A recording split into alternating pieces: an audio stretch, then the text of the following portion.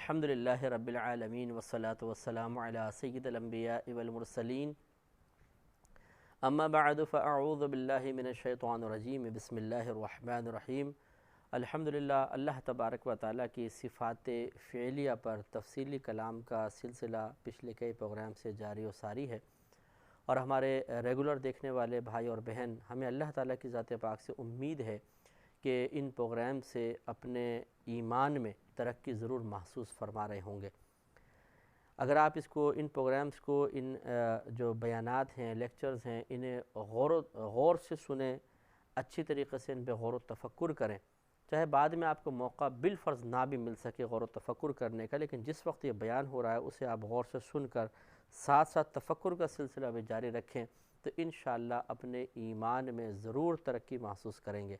اور یہ اللہ تعالیٰ کا بہت بڑا انعام ہے کہ وہ ایمان عطا فرمائے، جس سے کہ ہمیں ایک مسلمان گھرانے میں پیدا فرما دیا تو ہم صاحب ایمان ہیں، اور پھر پوری زندگی اس ایمان کی ترقی کی توفیق عطا فرما دے، یہ اس کا بہت بڑا انعام ہے۔ ورنہ اکثر ایسا ہوتا ہے کہ انسان ایک صاحب ایمان شخصیت کے ساتھ، یعنی اپنے صاحب ایمان پیدا ہوتا ہے، ایماندار گھرانے میں پیدا ہوتا ہے، لیکن پھر ایسے درمیان میں عوارضات لاحق ہو جاتے ہیں، ایسے معاملات آ جاتے ہیں کہ اس کا وہ ایمان جو ایک گھر میں پیدا ہونے کی برکت سے اسے مفت میں بغیر طلب کیے مل گیا تھا، آہستہ آہستہ خطرے میں پڑتا چلا جاتا ہے اور بسا اوقات اس کے ہاتھ سے چھن جاتا ہے۔ جیسے بہت سے لوگوں کو آپ نے دیکھا ہوگا کہ وہ معاذ اللہ ثم معاذ اللہ اپنا مذہب بدل لیتے ہیں، مرتد ہو جاتے ہیں۔ بعض اوقات ایسا بھی ہوتا ہے کہ نام کے تو مسلمان رہ جاتے ہیں لیکن دین اسلام سے وہ نفرت کا اظہار کرتے ہیں کہ الامان والحفیظ۔ اسی طرح آپ نے بعض کو دیکھا ہوگا کہ وہ اتنے ماڈرن مسلمان ہو جاتے ہیں کہ پھر وہ اس قسم کے یقین کو پسند نہیں کرتے، جی قبر میں فرشتے آئیں گے، سوال کریں گے، جنت ہوگا، دوزخ ہوگی، بولتے ہیں یہ سب ایسی باتیں ہیں، خالی انسان کو کرپشن سے بچانے کے لیے اور برے افعال سے بچانے کے لیے باتیں بیان کی گئی ہیں۔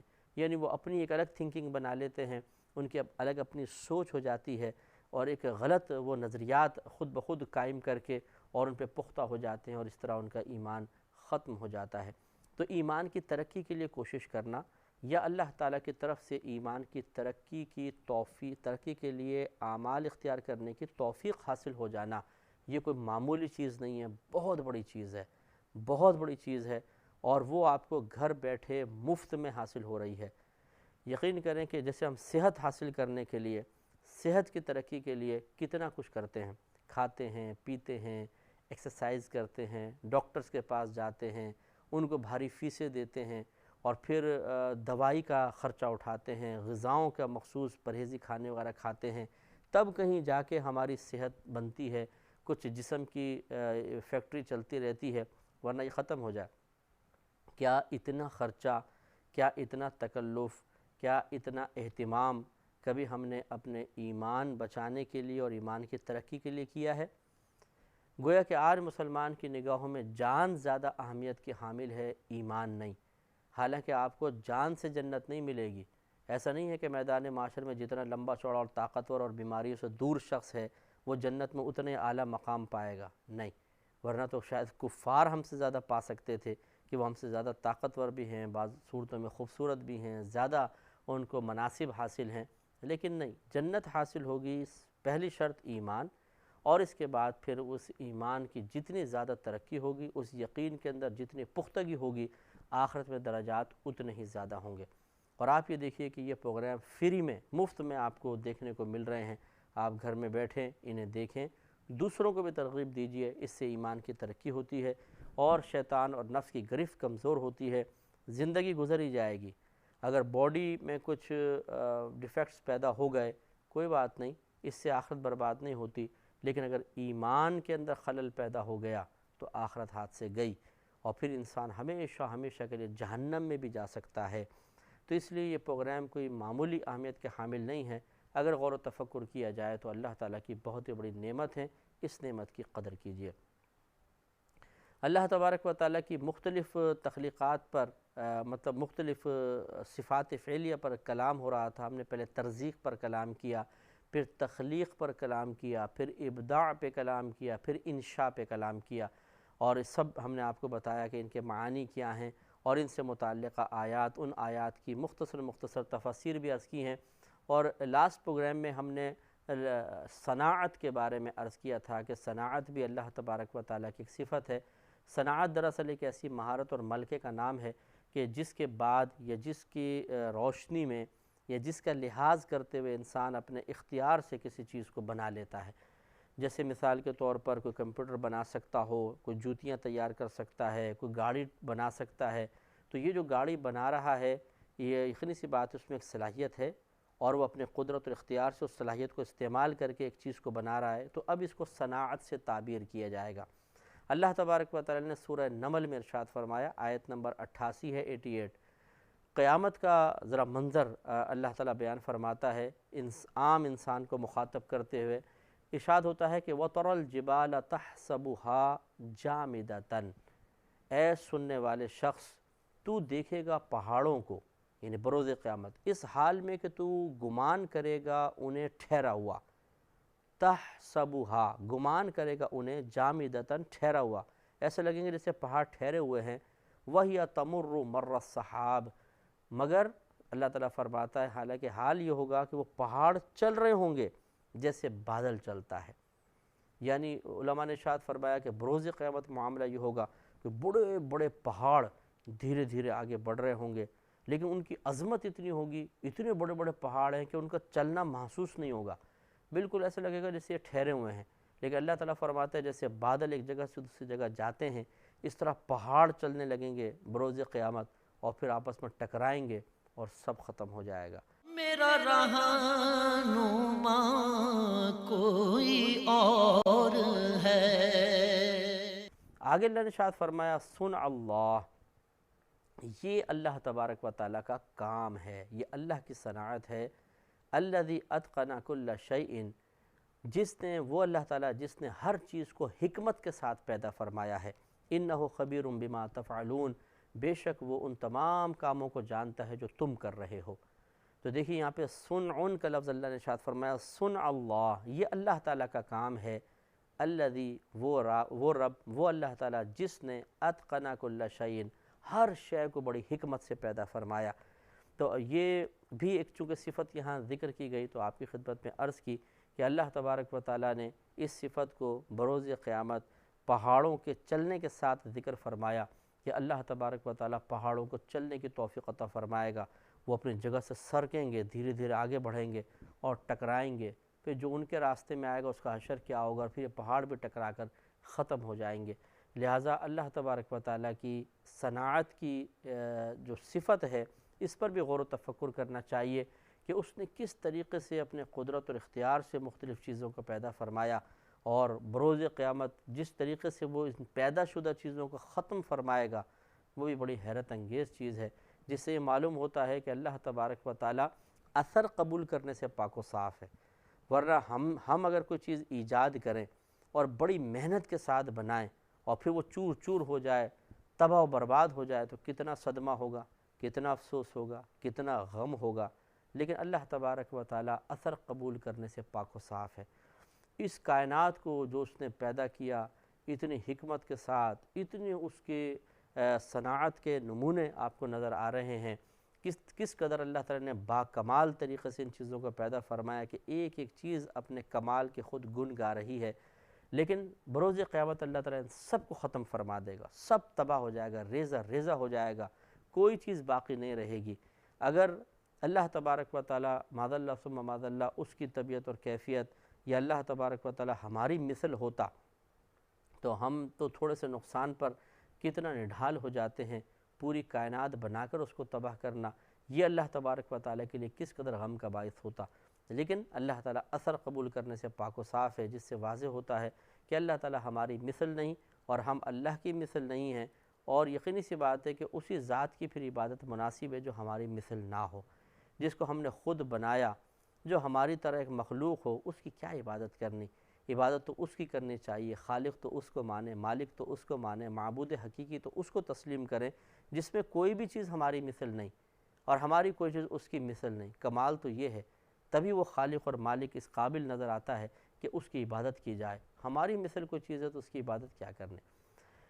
اللہ تعالیٰ کی مزید کچھ اور صفات کو لیتے ہیں. ایک ہے احیا، زندہ کرنا، ایک ہے اماتت، مارنا. اللہ تبارک و تعالیٰ نے ان دو صفات کو بھی قرآن عظیم میں بیان فرمایا.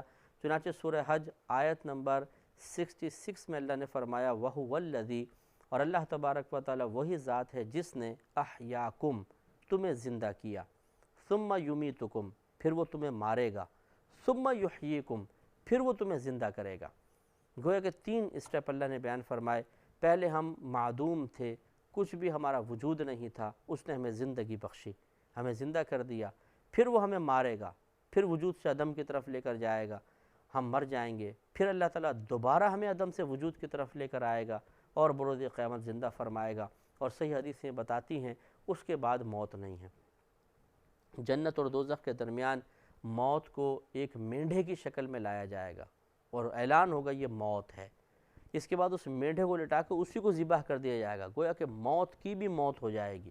اور اس وقت جو جہنمیوں کی حسرت ہوگی وہ دیکھنے والی ہوگی کہ وہ چیخیں گے، چلائیں گے کہ او ہم تو اس امید میں تھے کہ شاید مر کر جان چھٹ جائے، لیکن آج تو اللہ تعالیٰ نے موت کو ہی ختم کر دیا.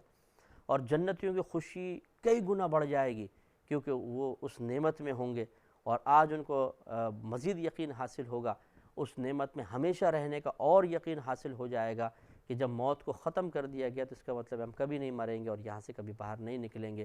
تو جنتیوں کی خوشی میں اضافہ ہوگا. تو اللہ تعالیٰ نے زندگی بھی پیدا فرمائی، موت بھی پیدا فرمائی. جب روح کا تعلق بدن سے قائم ہوتا ہے تو یہ حیات ہے، اور جب یہ تعلق روح اور بدن کمزور ہو جائے تو یہ نیند ہے، اور جب بالکل منقطع ہو جائے تو موت ہے.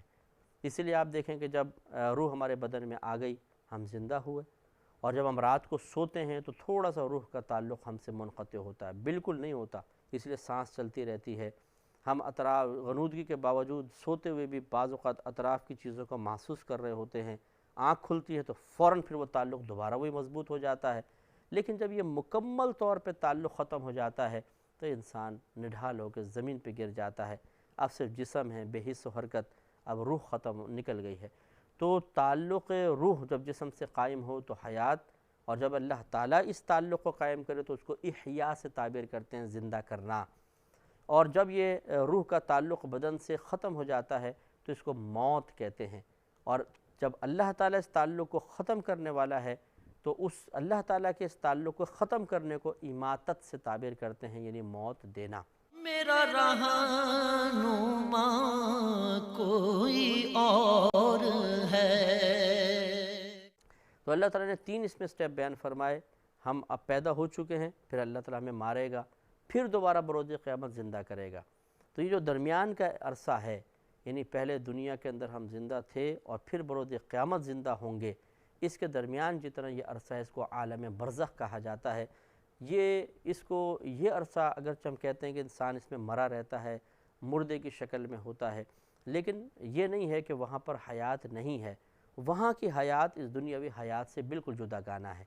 ایک دنیا کی حیات ہے، ایک بروز قیامت جب ہم اٹھیں گے وہ بھی ایک زندگی ہے، اور ایک درمیان کی بھی زندگی ہے جس پر موت طاری ہے لیکن زندگی موجود ہے، جو عالم برزخ کہلاتا ہے. اس کا شعور ہمیں حاصل نہیں ہے.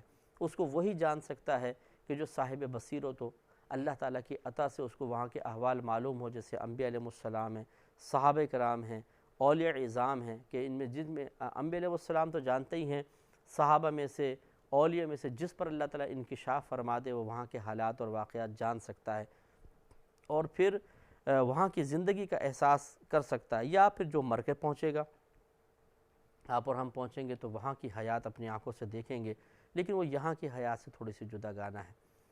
سورہ قوف آیت نمبر 43 میں اللہ تعالیٰ نے بیان فرمایا اِنَّا نَحْنُ نُحْيِي وَنُمِيتُ، بے شک ہم زندگی دیتے ہیں، ہم موت دیتے ہیں، وَإِلَيْنَا الْمَصِيرُ، اور ہماری ہی طرف لوٹنے کا ٹھکانہ یا ہماری ہی طرف لوٹنا ہے. تو اس میں بھی اللہ تعالیٰ نے یہی بیان فرمایا، اپنی طرف منسوب کیا، ہم زندگی دیتے ہیں، ہم موت دیتے ہیں. معلوم یہ ہوا کہ زندگی اللہ کی طرف سے ہے، موت اللہ کی طرف سے ہے. جب زندگی اللہ تعالیٰ کی طرف سے ہے تو زندگی کے اندر جتنے مزے ہیں وہ بھی چونکہ زندگی کے مرہون منت ہیں تو سب اللہ تعالیٰ کی طرف سے ہوئے.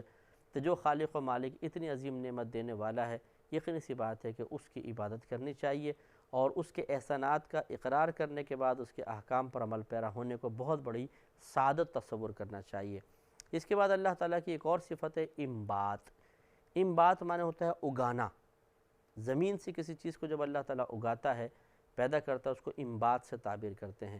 سورہ نوح آیت نمبر 17 میں اللہ تعالیٰ نے ارشاد فرمایا وَاللَّهُ أَنبَتَكُم مِّنَ الْأَرْضِ نَبَاتًا، اور اللہ تبارک و تعالیٰ نے پیدا کیا تمہیں زمین سے پیدا کرنا، تمہیں زمین سے پیدا کیا، یعنی اللہ تبارک و تعالیٰ نے تمہارے لیے زمین سے مختلف چیزیں اگائی ہیں۔ یا اگر ان معنی میں لیں کہ اللہ تبارک و تعالیٰ بروز قیامت ہمیں زمین سے اٹھائے گا، تو جس طرح پودا زمین سے نکلتا ہے، ایک درخت زمین سے نکلتا ہے، اسی طرح ہمیں بھی اللہ تعالیٰ زمینوں سے اٹھائے گا۔ اس کو بھی بات سے تعبیر کر سکتے ہیں۔ سورہ نمل آیت نمبر 60 میں اللہ تعالیٰ نے ارشاد فرمایا وَأَنزَلَ لَكُم مِّنَ السَّمَاءِ مَاءً، اور اللہ تبارک و تعالیٰ نے نازل فرمایا تمہارے لیے آسمان سے پانی کو، فَأَنبَتْنَا بِهِ حَدَائِقَ ذَاتَ بَهْجَةٍ، پھر پیدا کیا ہم نے، پھر اگایا ہم نے اس کے سبب یا اس کے ذریعے ایسے باغات جو حسن والے ہیں، خوبصورت باغات پیدا فرمائے۔ تو یہاں پر بھی اللہ تعالیٰ نے دیکھیے انبتنا کے الفاظ استعمال فرمائے، ہم نے اگائے، ہم نے پیدا کیے۔ تو یہ جو پیدا کرنا اس طرح ہو کہ زمین سے کوئی چیز اوپر ابھر کر آ رہی ہو، اس پیدا کرنے کو انبات سے تعبیر کرتے ہیں۔ تو گویا کہ زمین سے چیزوں کو اگانا یہ بھی اللہ تبارک و تعالیٰ کی صفات میں سے ہے۔ آخری ایک صفت لیتے ہیں اور پھر نیکسٹ پروگرام میں انشاءاللہ ہم نئے ٹاپک کے ساتھ آسمانی کتابوں کے بارے میں انشاءاللہ پھر کلام کریں گے۔ یہ آخری جو اللہ کی صفت فعلیہ کا تذکرہ کرنا چاہیں گے وہ ہے تصویر۔ تصویر کا مطلب ہوتا ہے صورت بنانا۔ اللہ تعالیٰ نے قرآن عظیم میں اپنے اس صفت کا بھی تذکرہ فرمایا، ارشاد ہوتا ہے سورہ حشر آیت نمبر 24 میں هو اللہ الخالق البارئ المصور، وہی اللہ تعالیٰ ہے جو خالق ہے، تخلیق کرنے والا ہے، بارئ بنانے والا ہے، المصور صورت بنانے والا ہے۔ تو ماں کے رحم میں بچے کی صورت اللہ تبارک و تعالیٰ بناتا ہے، آپ کی میری شکل اللہ نے بنائی ہے۔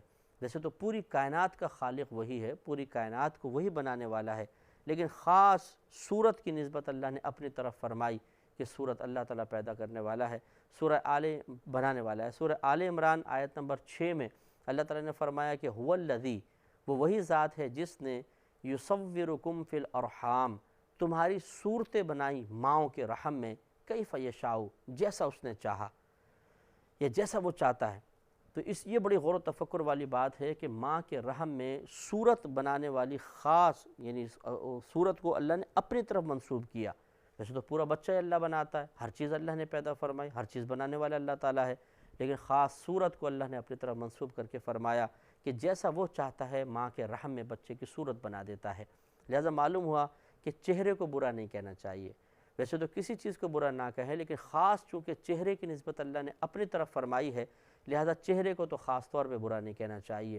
اس پہ انشاءاللہ زندگی رہی تو اگلے پروگرام میں تھوڑا سا کلام میں ضرور کروں گا، کیونکہ ہماری عادت ہے کہ ہم چہرے پہ بہت زیادہ تبصرہ آرائی کر کے دوسرے کی دل آزاری کا سبب